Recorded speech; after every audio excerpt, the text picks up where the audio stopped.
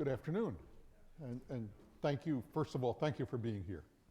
This is something that Ron and I live with in our practices every day, because there's no shortage of people who are forced to think about whether they're going to pay a ransom because they're getting hit.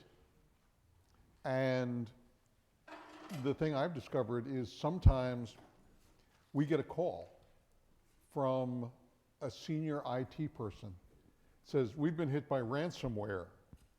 And when we start asking questions like, did you tell your insurance company, or if you're dealing with credit cards, did you tell the council about it? And they say, no. If we do that, they'll know. Yeah, that seems to work for me. But it is not an easy decision.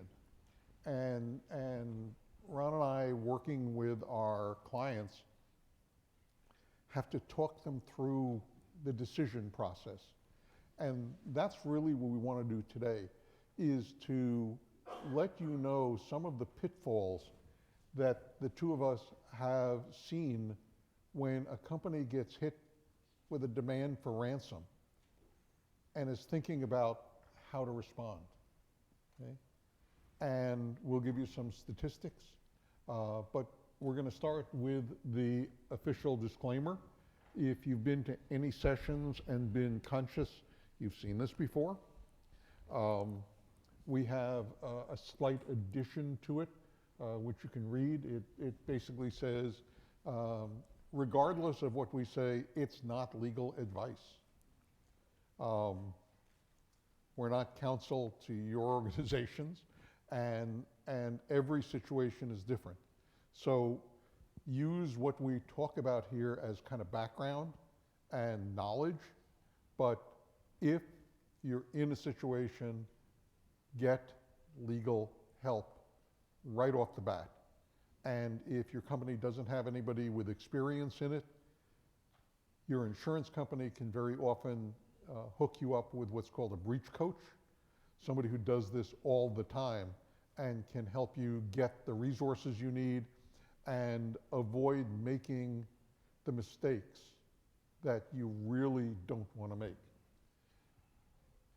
So our topic is pretty simple. Is paying a ransom the best solution? And I've got a couple of points up here. Like, it may seem like a really, really good idea. You pay, you get the data back, and it's like it never happened. It turns out not to be particularly true, but people do think about that. And one thing that we sometimes have found that's kind of interesting is we get the call, and then we say, well, can you restore the data? And sometimes I've heard them say, what? And I say, yeah, you remember that thing called backup? It was like in all the papers once. You got any? And is your backup uncorrupted? And sometimes they literally haven't thought about that. And that's kind of important to know, because if you can get the data back, it might change your thinking about the ransom, right? So we have 10 items to talk through, and we're going to kind of take turns, and then each of us will butt in, because between the two of us, 0% are hesitant about speaking. Probably why we're doing this together. Aside from the fact that we worked on one last year, it worked really well, and we're friends and colleagues, and that's great. So you want to take number one? Yeah, so let me give you a little bit of background for a moment. I am the attorney on this panel, so any question that you ask me, I'll start off with "it depends" before I actually give you the answer. That was my way of taking a survey of the audience of how many people have dealt with attorneys before. Yeah. In case, so instead of asking you to raise your hand. Let me tell you another thing about myself is I'm a scuba instructor. So I teach people how to scuba dive on the weekends. And one of the things that I realize in that part of my life is that it's not the final decision that you make that kills you, right? It's the 4 or 5 things that you did before that that put you in the position of making that last poor decision that kills you as a diver. That being said, not many people dive when they dive, in case that wasn't very good marketing for that other part of my life and that part of my business. But I want to leave that with you because there's multiple steps along the way that you're going to have to make decisions about whether to pay or not. And we're going to have 10 out here, but it also probably started beforehand. Yeah. I mean, decisions that you were making with respect to your company. The other point that I'll make is ransomware has changed, right? The whole nature of it and the interactions that we're having with what I'll call businesses, because they are operating as businesses. That's changed over years, and you're going to see that in our top 10, how this threat landscape has changed with respect to ransomware. So if we start with number 1, making the payment may be illegal.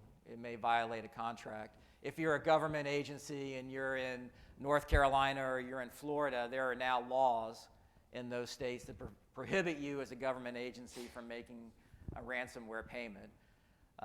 The other thing that you want to consider is whether making the payment is done so at a point in time that makes the most sense for you as a business or a company. As Alan mentioned, have you reached out to your insurer? So here's the interesting thing about anyone who's been involved in an incident. You panic. So one of the things that we do, because again, going back to my scuba diving background, the more muscle memory you have, the more times you've been through this, the easier it is, the more experienced you are in being able to walk through these steps. Our clients don't necessarily have that. So part of what we need to do is back them away from that moment of panic. And that moment of panic may have gotten them at a point where they just want to get that data back up. Customers are calling. They're angry. They're upset. They can't get to this. They can't get to that. The CFO is calling because the financials are starting to get negatively impacted, and they just want to make that payment, but reach out to insurance first. Have good contract management. It could be that you're not a North Carolina or Florida government agency, but you're a contractor for them. And so as a consequence of you making the payment, you could be violating the law unintentionally. There could be other restrictions in your agreements. You need to be conscious of that. There are other considerations. Again, in that moment of panic, think about the forensic work that you're doing. If it's PCI, oftentimes you're obligated to go and hire a very specific forensic firm who's going to report to the card issuer. They're not going to be beholden necessarily to you. Mm-hmm. So oftentimes we're hiring a separate forensic firm to be able to balance that out and help us advise the company. But in the end, be thoughtful, because this first step, before you even get to the other 9 we're going to talk about, may lead you down the road to being at 100 feet underneath the water and running out of air. Number 2 is really closely related to this, and it concerns sanctions screening. You may make a decision that you're going to pay. You want to pay? You think it's the best solution? We'll talk about why that might not be the case, but you've made the decision. But it may turn out, based on where the bad guys are, that paying them is a violation of sanctions laws, either in the United States through OFAC, the Office of Foreign Asset Controls, which has a consolidated list of entities and countries and companies, people who are sanctioned. You can't make a payment to them. And if you think about everything you've read about where the bad guys are, a lot of times they may be in a sanctioned location, and they may be on one of the watch lists. It's interesting that speaking for OFAC, FinCEN down Miami came out with a press release that kind of covered this, And what was interesting is it says, you may know that under the law, you can apply for a permit that would enable you to make a payment to an otherwise restricted payee. They said, we just want you to know that if you do that because of ransomware, you're not going to get the permit. But you can apply, it's just going to get turned down. So, lest anybody think that you can go to the government and say, oh my God, we can't get into our data, we're going to be ruined, we're going to go out of business, people are going to die, we need to make a payment to a sanctioned location, and think that they're going to say, yeah, well, that makes sense, go right ahead. They're not. Now, you may still make the payment, or have somebody who's a facilitator that will make that payment for you, but you can still expect that you will be getting up close and personal with people from the Treasury Department and with law enforcement and likely with the federal courts. Not something you really want to do. Ron? Yeah, you may not always get the decryption key. You may not get what you pay for. And one of the interesting things that's happened in this market, because it's become a market. I mean, if you don't know, for example, everybody understands how a threat can evolve, right? You have the one threat actor that breaks through the perimeter, usually from a phishing, and then they pass it off to another threat actor who actually does the reconnaissance, and they pass it off to another threat actor that finds the goods, does the exfiltration. We can add a bunch of different steps in there. But there was an arbitration where two of them were arguing over how they split the spoils. So think about it. In the International Court of Arbitration, people that I would consider a criminal are acting like businesses. But what we found is they are, at the end of the day, criminals. And they're also changing their handles quite frequently in the markets where these negotiations are occurring. And as a consequence, you may pay the ransom, but you may not get either a good set of decryption keys or at least a complete set of decryption keys. And I know we're going to talk about that more in the next slide.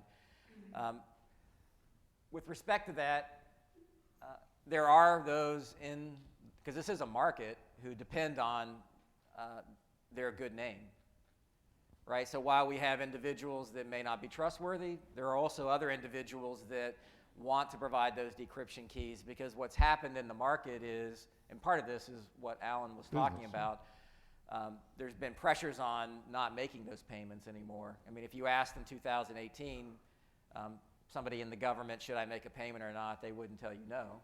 They wouldn't necessarily tell you yes, but they wouldn't try to dissuade you. That's changing. Yeah. And the threat actors know that. And so they have a reputation that they have to maintain. Here's the point. Deal with somebody that actually works in this market frequently, who knows these individuals, and they may change their handles, but what's interesting is their methodologies, the terminology, the way they communicate, they don't change.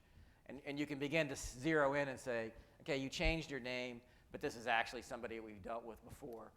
Rely on those individuals, because they're going to help provide the information that's going to enable you to make the best decision as to whether you ought to pay or not. I think, Alan, you talking about the law enforcement aspect of this is going to be more beneficial. My background, I've been with Kroll for 34 years. I started the cyber practice, which is now over 600 people in, I think, 17 countries. When I started, I've been doing this so long that there was no such thing as computer crime. Because in New York State, where I was at the Department of Investigation, I discovered that data was not property under the law, so it couldn't be stolen. So that you would steal $1 million worth of data, and all I could do was go after you for $12 of petty theft for the tape. And we had to change that.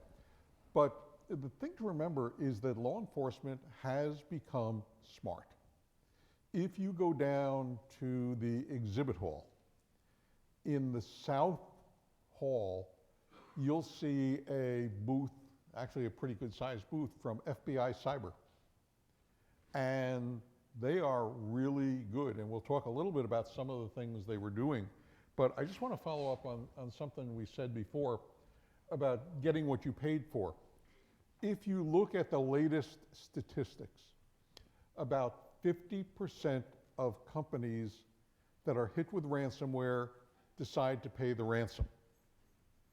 Of those, half who pay the ransom get working keys. That leaves half who don't get what they thought they paid for. So they may discover that it decrypts, but it doesn't decrypt everything. That when their data was encrypted, the software was smart enough to change keys as it was working. So they give you a key and it works for 10 or 20% of your data, and then guess what? You have to buy another key to get to more of your data. You may get a second demand. You paid X thousands or hundreds of thousands of dollars, and you get a demand that says, well, thank you, but we need a little more. So we need another 100,000. Or you don't get anything. And their theory is that you're so committed for having sent them the first tranche that the second tranche of money is easier. Now look, how do I come from this? For 5 years, I was doing a lot of work in the kidnap and ransom business, where our teams were the ones that negotiated the release of hostages. Have any of you ever seen a movie called Proof of Life? I think Russell Crowe and Meg Ryan and stuff. That was an actual case. It was an actual Kroll case. It didn't work that way. The guy who got grabbed was an agronomist, and his company decided not to pay the ransom because they said it's a bad precedent. We're not going to do it. And we were able to go in on a pro bono basis, help the family, and get the ransom paid. It took a second payment, and we got him back. And we got him back safe and sound. Now, unlike the movie, he never saw another prisoner. Unlike the movie, we did not go in with a helicopter and machine guns. We paid a ransom. And the thing I have to tell you about after that I learned over 5 years is the equation. When they kidnap somebody, you are really focused on paying to get the person back alive, but you're the only customer. So eventually you have to come to a meeting of the minds, and just as Ron said, you deal with the same bad guys over and over, right? We would deal with Shining Path over and over, and you want to build up a certain amount of trust, right? If I send you the money, you will give me back the victim in one piece and, you know, in good shape, because otherwise we're not going to have anything to talk about. And the same thing goes in ransomware. It's turned out to be that kind of a market where, as Ron said, they want to maintain their relationship, they want to maintain their good name. As strange as a criminal worrying about a good name may seem, that's what's actually happening. The other thing that happens is sometimes we've seen that the key that you're given actually is more malware. And surprise, you're now worse infected than you were before, maybe a little bit decrypts, but you're now really motivated to pay that second tranche. It's easier the second time. Ron? Well, and it really is this evolving nature of the market, which we're talking somewhat about where we are today, but we have to think about where we're going to be tomorrow and the next day as well, because this market's going to continue to evolve.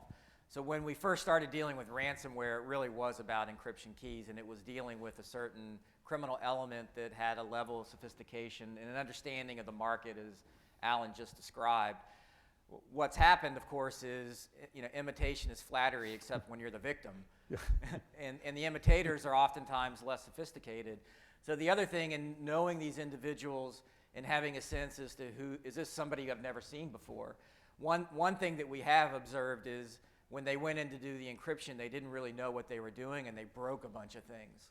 So they're a bull in the china shop, which just happens to be your data, and they're breaking a lot of things, and so your assumption is by paying the ransomware, you're going to get it fixed. But they've broken it, and they don't have the way to mend it. They don't have the Gorilla Glue or the duct tape or the WD-40, because that fixes everything, right? So again, this evolving market. So we started off with criminals who were, and again, at the end of the day, their motivation is pretty direct, right? They want to monetize, they want to make money, and they want to do it without getting caught and having to pay any consequences for that. So think about that dynamic. So they started off encrypting and making money, and then what? We all went out and we learned to do what? Backups. And we learned to time, so then what did they do? Well, they didn't trigger that encryption key until they thought that malware was in our backups, right? And we kept learning, and we kept improving in what we were doing, and then eventually companies were like, I'm not paying a ransomware. I'm not going to give in, right? I have a principle. I'm not going to create a bad precedent. And so what did the criminals do? They're like, well, what I'm going to do is I'm going to start exfiltrating data. And if you're not going to pay me to decrypt, at least you're going to pay me to avoid, as Alan started out our presentation with, you go to the CEO or you go to the CFO and you tell them about what's going on. They're like, I don't want to be in the press. I mean, how many stories have we heard about that where there's an incident and the lack of transparency has come back and bitten that company where, in the place that's uncomfortable that no one's standing, so that we're all sitting on, right? So that goodwill, well, just pay. Yeah. Pay me. Not only do you avoid the goodwill issues, but I'll also give you the encryption key, or yeah. I don't need the encryption key, however that conversation went. And then it began to evolve, right? Because some people were paying because of goodwill, other people were not. But regardless, the threat actors learned that they could monetize their intrusion by saying, okay, I'm not going to release the information, I'm not going to cause you those goodwill issues, but I'm still going to victimize the individuals whose data we extracted. I may tell you I'm going to do it, I may not, but either way, I can go out on the deep web or the dark web and I can monetize that. I mean, to me, all of this is building on this, you have to have this understanding that while they're criminals, they're thinking in ways in which to be entrepreneurial with respect to the tools that they have, those ransomware tools. Yeah. And we have to think that in that regard as we begin to interact and deal with them and think about what's around the corner. I have to tell you, I once was involved in an investigation of a ransomware group in the East. And we discovered that they were like a real company. They had employees, and they came in the morning, and they hacked, and they had a coffee break, and then they hacked and had lunch, hacked, afternoon break, hacked, went home to the family. It was so normalized that at the local hockey arena, they had an advertisement on the boards, and they were a sponsor of the local ballet company. It is amazing. Many of these ransomware groups have gotten to the point where they will give you a telephone number for their help desk, which will help you to use the key. It'll help you to figure out where to buy the Bitcoin or whatever it is that they're demanding. They want to make it as easy, and I think the other part is psychological. They want to seem more like business people than criminals. Yeah. It's just an odd business, right? Of stealing your data, but it's business. And you're used to dealing with business people. Makes it easy, makes it less troubling to you. The next thing we wanted to talk about is a phenomenon that we've both seen, and that is the phenomenon of believing if we pay the ransom and get the key, it never happened. So we don't have anything to report. Wrong. More than half of the cases that we deal with involve some degree of exfiltration.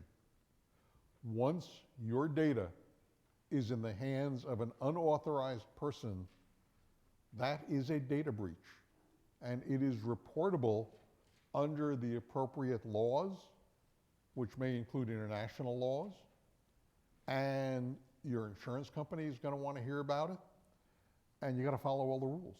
You may trigger notification requirements. You may trigger God knows what, depending on where you are and where you do business, but you can't sweep it under the rug. Ultimately, that's a very bad idea, and we'll even explain a couple of reasons why the bad guys know you might well do this, and they love it when you decide you're not going to tell anybody.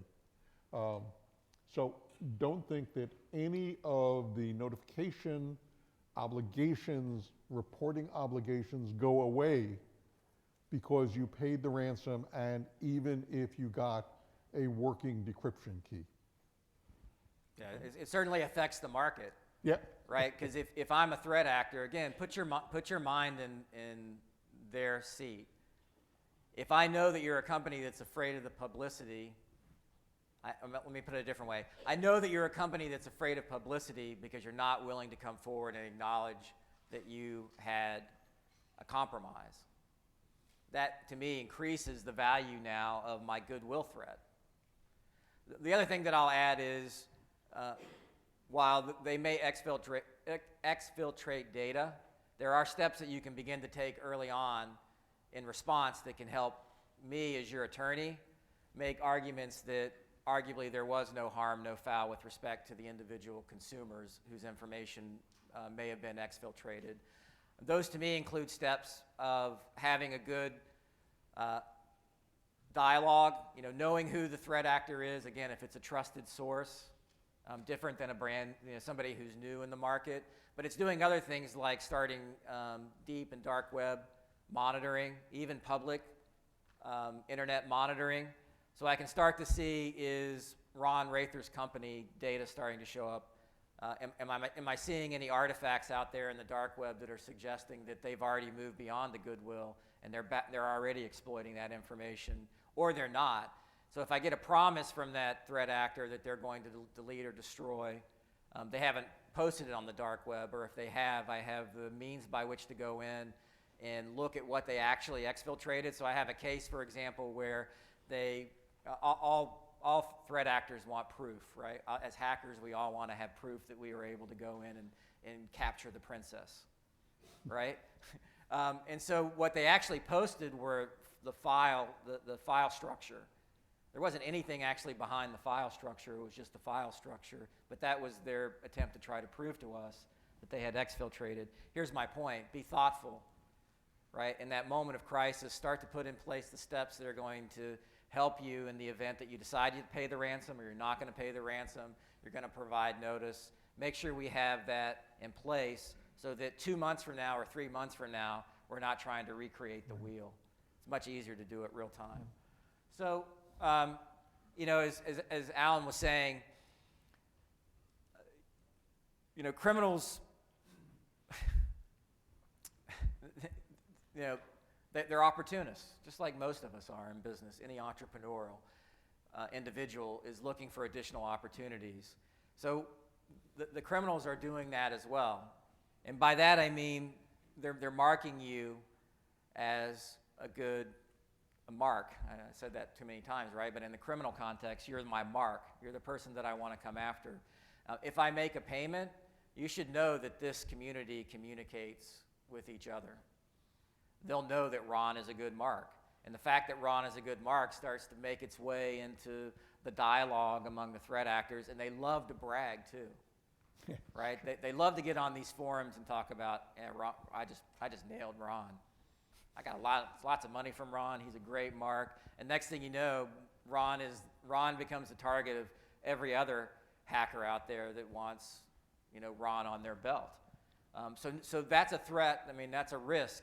of making the payment, and you need to be aware of it.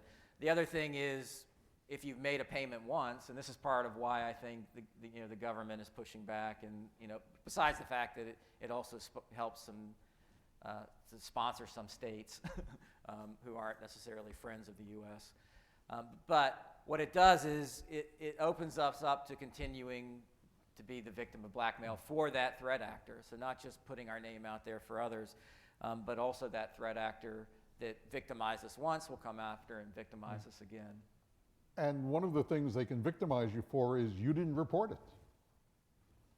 Think about that. By not reporting it, you've either violated a law or a contractual obligation or something, or you've opened yourself up to litigation. And now they can come to you and say, you didn't report that. Maybe we'll report it. Oh, well, of course, for a fee, we will forget about it for a while. And that's literally what you sometimes see happen.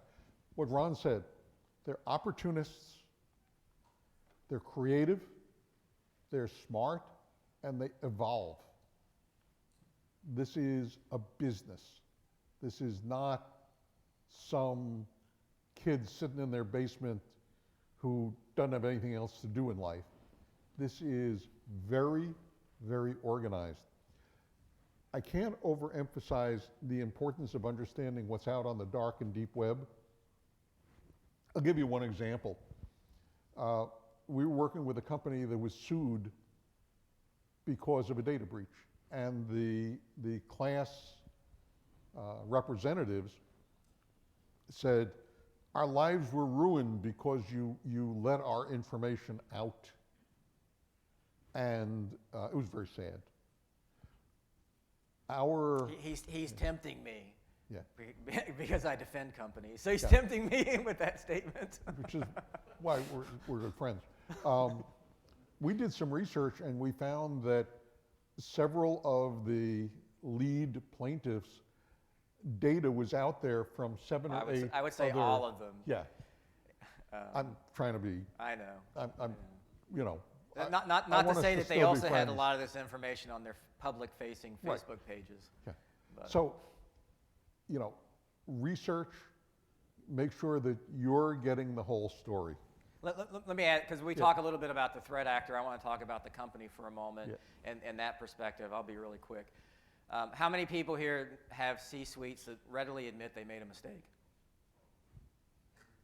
Not a lot of wind coming from that. I didn't see any hands go up. Oh my gosh. Here's the point that I'm making, because it goes back to the scuba diving reference, right? It's not the first mistake that we make. It's the second, the third, the fourth, and the fifth that end up killing us.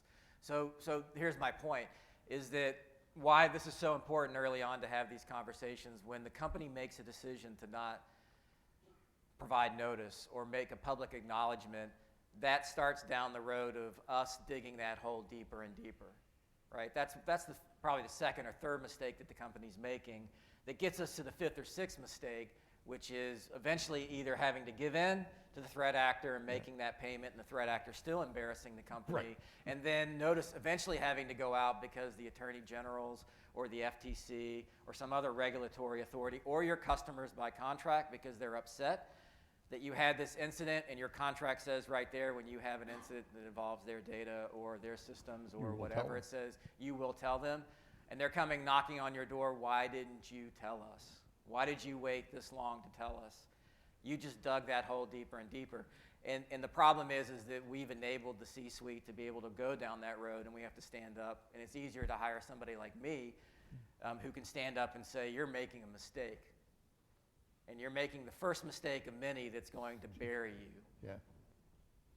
Yeah. Sorry. And sometimes it's going to be the lawyer who tells you, sometimes it's going to be the investigator who says, we've done 100 of these and we've learned lessons because there aren't a lot of people that do as many. At our organization, we handle several thousand cases a year. It's that busy. And we've gotten very good at it, but we've tried to learn a lot. I'm going to tell you about one case that was really funny in a tragic sense. So a company pays the ransom, they get the data back, and everything is good for about a month. Then they get a message that said, hey, I used to be part of the collective that stole your data. I stole a copy of your data from the collective. So now I have all your data, and now you owe me money. How much, we'll figure out, but you owe me $300,000, or I put your data on a shaming site, I sell your data on the deep dark web, and you know that the average price per individual is this, because you got medical data or whatever. And guess what? You're now a victim. Now, do I know if that's what the reality is, that it's some rogue actor and not just another game that they're playing? No. But does it matter? And the answer is it doesn't. You're still faced with the same dilemma. Number 9. Oh, number 9.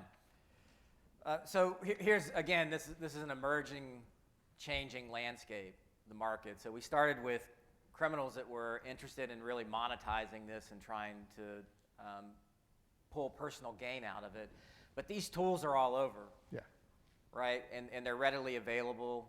It doesn't take necessarily somebody that sophisticated in terms of programming technique or even hacker ability to be able to take some of these tools and start to use them in a variety of ways. And so we're seeing like hacktivists, right? We're seeing other individuals that are using these tools to come in and encrypt data to do damage and harm.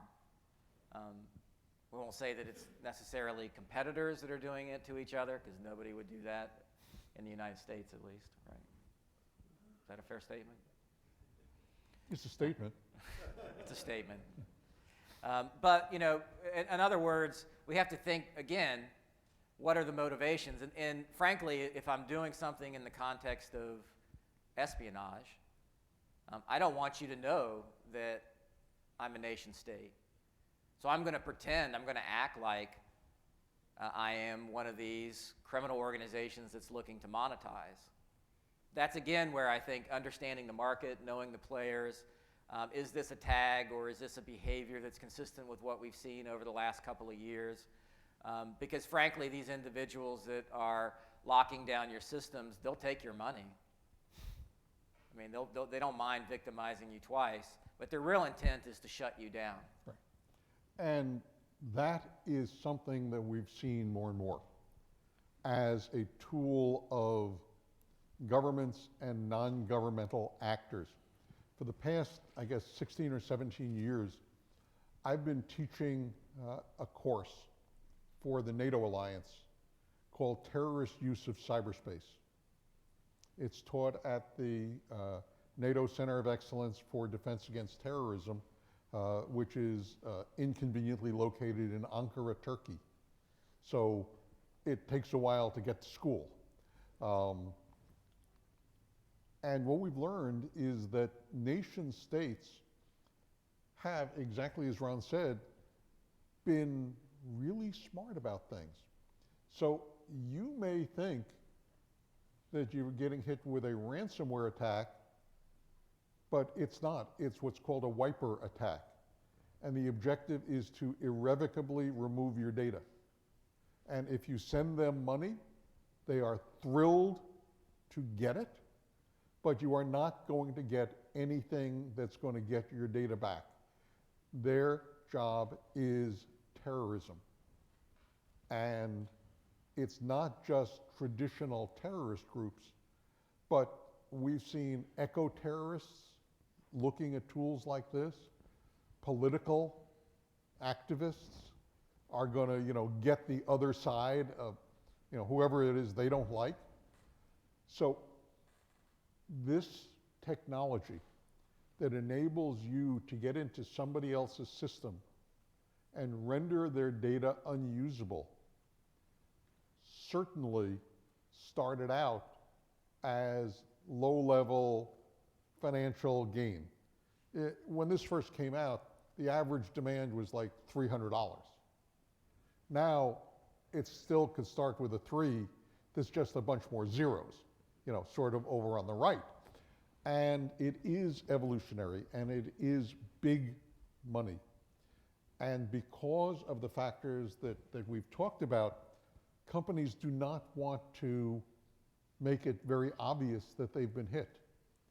And that causes problems. If you don't look at your risks, how are you going to know how to defend against those risks? And, it's good cybersecurity, it's good cyber hygiene, and the secret of dealing with these is that there isn't any secret.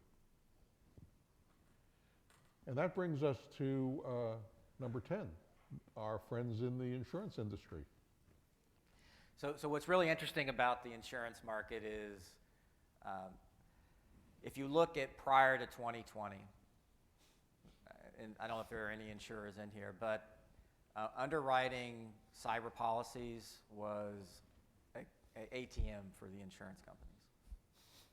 I don't represent insurance companies, so if there's anybody in here, forget my name. Yeah. But it was. I mean, they were writing, especially the mid and small market policies. They were writing tons of policies out there, and they weren't issuing claims. And I'm getting to my point. So what happened in 2020? We had a lot of ransomware attacks and a lot of payments that were being made because the policies were written to provide coverage for what's called first-party loss, right? The company itself, either disruption of business, right? Because the data was locked, their systems were locked, they weren't able to operate, or the ransomware payment itself. But the bottom line is there were a lot of insurance companies that were making payments, and they weren't necessarily covering all those with the premiums that they had collected in 2019. What else happened in 2020? COVID. Oh, yeah. It was in all the papers. Yeah. I'd heard about it. Yeah. I don't know. And that hit the insurance market as well. So if you're looking at risk and looking at the risk market right now and policies, what happened in 2021? Right, they cut back a lot in terms of what you were getting for your cyber coverage, right? So if you look at ransomware right now, this is a generalized statement, so don't hold it against me even as a lawyer, but you're getting you're getting limits on what they're covering. You may only get coverage for like $250,000, for example, where before you were getting a $5 million policy or a $10 million, depending on, I'm talking about small, mid-size. If you're talking about the larger markets, you might have a tower of 100 million or 700 million if you're like Equifax. That was not a fact. I was just making that up. But you get what I'm saying. The market's changed. That being said, one of the things that I think we're going to emphasize and you ought to take to heart is having that muscle memory makes a difference, right? Doing this repeatedly, having these experiences, being like a Coveware or GroupSense or one of those other companies that is constantly negotiating with these threat actors makes a substantial difference when you're trying to navigate these 10 issues we're talking about today. You may only get $250,000 in coverage, but you have the ability to access that resource and knowledge that the people on the panel for those insurance companies are able to bring to the table for you. So take advantage of that. In order to do that, though, you have to follow the steps in the right order. Make sure that if you're talking to your risk manager, that you're providing notice in the timely way, that you're working with your insurance carrier or your broker to make sure that the steps that you're taking will flow well and help you reach the right decision. Ultimately, I got to tell you, all my years of experience doing this, one of the most important things that the bad guys have figured out is that we're short on time, right? So think about the different aspects of that. So every day that your systems are down, your level of panic is going to go up, right? You can't get to the records. You can't get to medical records. You can't get to insurance records. You can't get to financial records. So your blood pressure goes up exponentially. Laws tell you how long you have to report.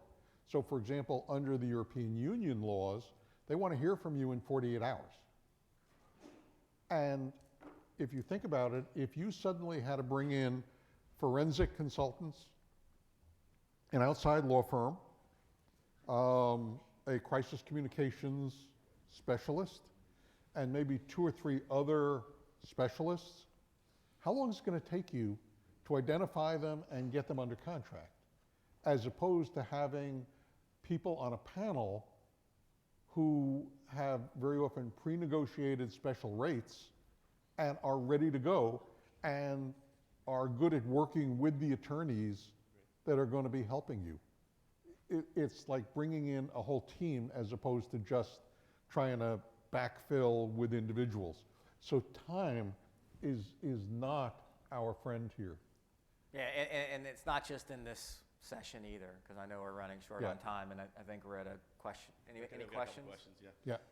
I was going to kick the questions off because you guys, on your second and third point, I was watching The Good, the Bad, and the Ugly on the airplane on the way over here or Sunday.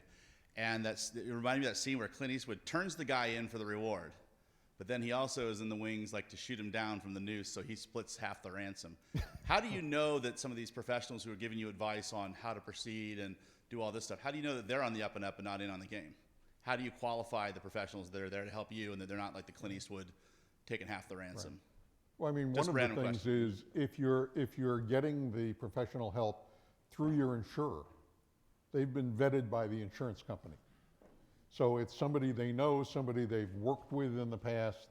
But ultimately, if you don't know, you don't know, and you're taking a hell of a risk. Well, that's part of what, like, or using, there's companies out there like Kroll that have an established name. I said Coveware, GroupSense. Right. I mean, they've created a reputation. It's more of the other side of the dialogue that you're taking the risk with, not necessarily the person that you're using as your representative in those negotiations. And frankly, it started out, real quickly, it started out where those companies didn't even want the threat actor to know that they were negotiating. They wanted to think it was the company, but I think the threat actors are smart enough. Yeah, they figured it out. First of all, thanks for coming. Great presentation. 2 questions. I'm wondering if the public sector, in the beginning we heard a lot of ransomware with cities, states, counties, like 5-6 years ago. Mm-hmm. You've talked a lot about, private sector, but I wonder what the segmentation is these days with ransomware by size of enterprise and by industry. The second question is, assuming RSA will be here in 2033, 10 years, are we still going to be talking about this in 10 years? Well, I can start with the first question. The market of bad guys is as diverse as the market of victims. It's like saying there's a criminal just waiting for you, whoever you are. And there are some ransomware gangs that are going to go after the big game, and there's others. Remember, you don't have to be a programmer to do ransomware. There is now ransomware as a service, RAAS. It even has initials that will run the software so that you can become a ransomware player. And you're going to go after whoever you go after, I guess. Yeah, the 10-year question is kind of interesting because Yeah. I don't think we're going to see the same landscape we're seeing today. And because as we know, and again, if we think about the steps that it took for us to get to this point, we actually started down that road even before the ransomware malware got into our systems, right? And if you're listening and you're part of these discussions, you know that the tools are starting to get out there that are going to help us start catching that malware before it gets too deep into our systems. So I think what we're going to see is the threat actors adjusting to that and not necessarily looking to lock down an entire enterprise or entire network, but being more surgical, trying to elude some of the IDS or IPS systems, or that's obviously going to evolve too with AI. But maybe we need to ask ChatGPT. Yeah, we're 10 years from seeing now. we're seeing AI improving the malware, and it does a really good job of it. which is scary. And the opposite side of that could be true as well, because segmentation becomes a critical part of being able to avoid the threat actor from being able to shut down our entire system. So if we could, limit the exposure, there's lots of interesting aspects. And really, that's why we both tell people, don't wait for the incident to practice the incident. Do tabletop exercises, do pen tests, do simulations, so that you're building up that muscle memory, and you're not going to discover when the balloon goes up and the ransomware hits that your plan is sitting in a book that's never been opened and has a committee that's going to run the incident who don't work for you anymore. It's constant, and you got to really keep up with it. Sure, you had a question. Yes, thank you so much. Fantastic presentation, by the way. Thank you. I wanted to ask a little bit something that pigtailed off of an earlier question in terms of motivations of different actors in these response teams. Ran into a situation recently where kind of had a very, overly zealous hostage negotiator. They were pretty excited about it. We're going to do this. We're going to lowball them. They're going to ask for this. We're going to ask for this. It was like, and it felt really out of place to me, where I was advising. I was like, wait, even engaging in a discussion is giving this actor information about our group that we probably don't want to disclose. Yeah. And I guess I wanted to get a sense, and there was like, well, I've done thousands of these. Like, trust me, we'll start at 100K. And I was like, none of it made sense. But I wanted to get a sense if that's something that we should be aware of in the industry. Are there people who do this for a living that are not being steered by this advice? There are people that are very good at this. When I was doing K&R, that case I told you about that was in the movie, and you remember that in the movie it was Russell Crowe who was the negotiator, right? Russell Crowe. It wasn't Russell Crowe. It was a 72-year-old retired CIA agent. And he was really good at it. And he knew the people he was negotiating against. And it took 2 tranches of payment, but we got the Vic back. And we got him back in good shape. In 5 years, I only lost 1 victim, which is pretty amazing. That happened because the government found out where the person was. They went in shooting and they shot everybody, including the victim. And they considered it a success. The victim's family, not so much. But it is something where you want to work with professionals who have been in this field and are not in it for publicity. They're not in it for, bragging rights. They just want to get the job done. And that's an area where those who are working with you can advise you. Yeah, I would say it's like any professional service. It's hard to scale and keep quality when you scale.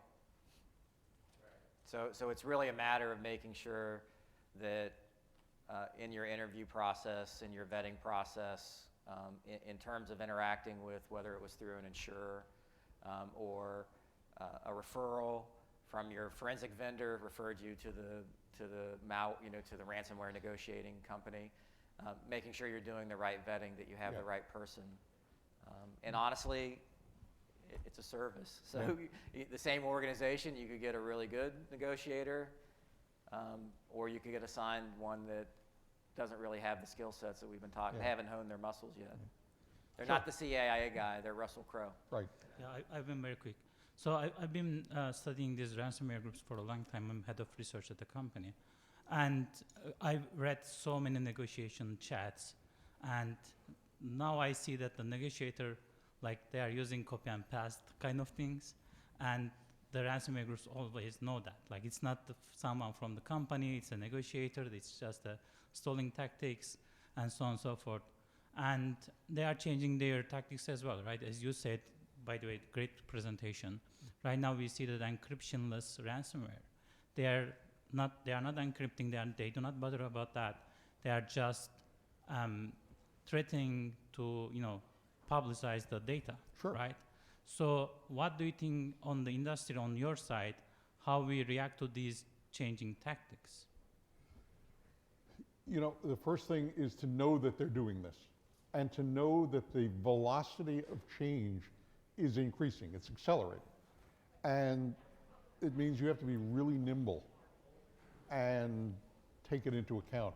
There's no science to it, but, you know, like I said, both of us have been doing this for a long time, and it's recognizing that you're gonna be in a crisis no matter what you do, and getting the help you need to get through the crisis in as good a shape as you can.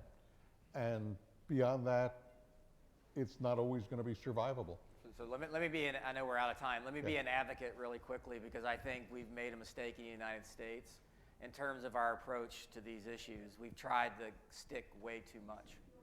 And as a consequence of the stick, companies are afraid to be forthright and to come out and say we've been victimized, because they're afraid of lawsuits, they're afraid of regulators, they're afraid of the bad will, you know, from their customer base. And the reality is even though we all pay lip service to the statement that it's just a matter of when, not if, that's not how the regulators and the plaintiffs' attorneys and our systems are acting in the United States. So the answer to your question really is, why wouldn't I want to acknowledge, why would I be afraid of that threat actor coming forward and making public the fact that they've been able to come into my systems and victimize me? And it's because we're taking the wrong approach, in my opinion, in terms of how we work together. So if it's true that folks really want to come together in the government and private sector and say we're going to work together to combat these criminals, we've got to stop using the stick against companies. But what I would just say to close is, if you're any significant sized company, there's an FBI operation called InfraGard. You can join InfraGard. They give you a lot of information. You get hooked up with non-public information in many cases, and it's something we certainly support and recommend. And with that, Thank you very much, Ron, Alan. and It's always thanks a everybody. pleasure.